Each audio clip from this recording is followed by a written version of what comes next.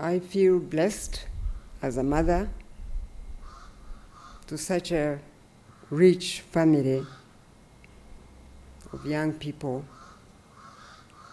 that can give pride to any mother. Uganda is blessed to have brilliant young and old people. But I think we have become selfish and individualistic, and everybody is in their corner, and our children are suffering.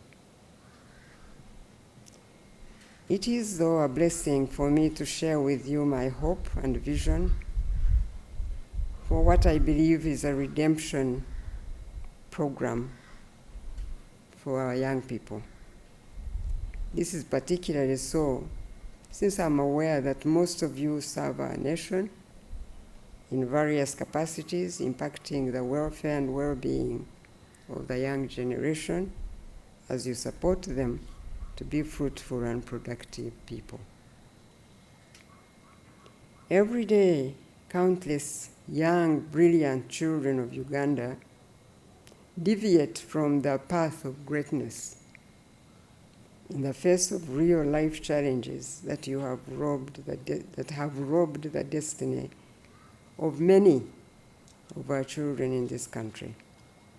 Yet we all know that in the heart and mind of every young person lies the potential for a bright future. Imagine a society where all our young people are committed to ascribe to the SAFE campaign as presented to us today. Today, we stand at crossroads, and we cannot stay silent anymore. We cannot sit back and hope that all will be well. While I'm mindful of the fact that each one of you does great work to address these issues, I believe that together we can achieve so much more to change this narrative and build a better Uganda. And I know that all of us watch sometimes, every day, watch what is happening in this country, on TV, listen on the radio, hear what is happening to our children, and we shake our heads, and we mourn inwardly, but we do nothing about it. What is fueling this corruption is that Ugandans have taken off their hands from what they ought to do, and they allow other people to do it for us everywhere. Is indeed to ask you to hold hands. Instead of mourning individually, inwardly, let's hold hands now.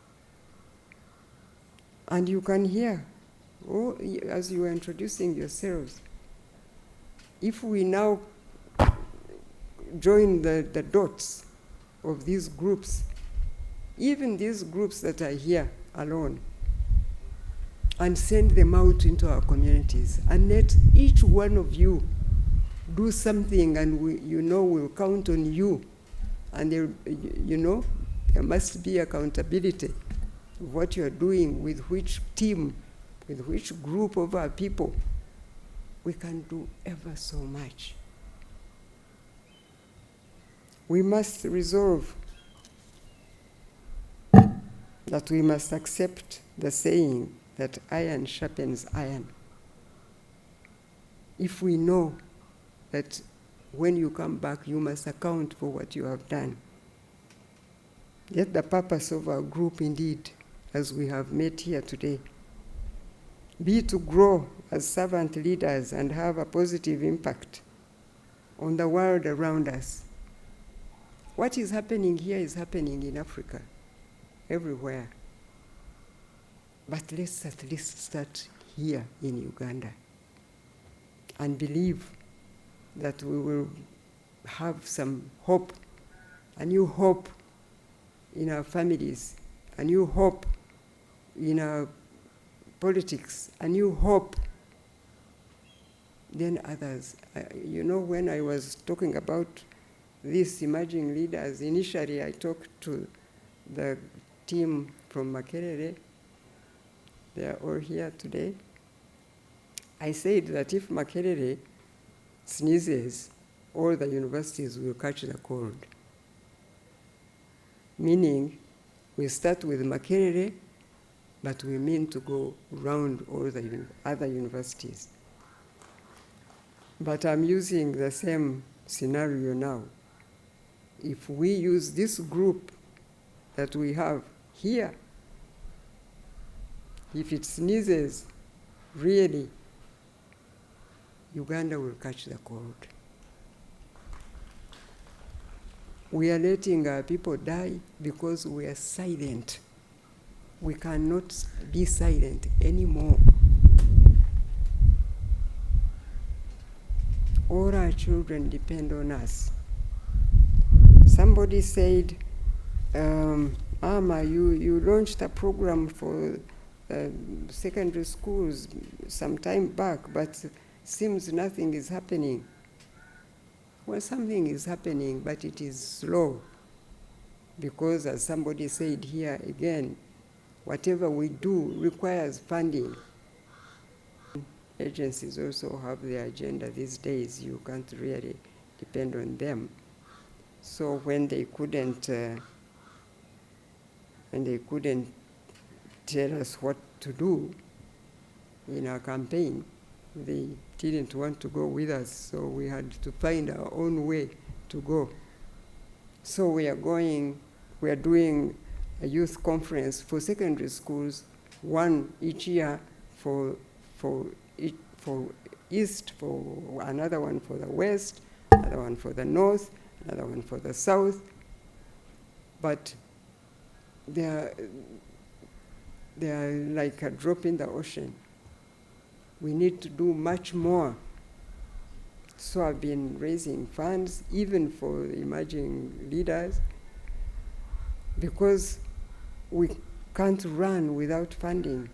That has been our challenge always. But we have a living God, and if we stand on Him, believe me, He will raise the funding we need to save His people. God is the one watching and hurting.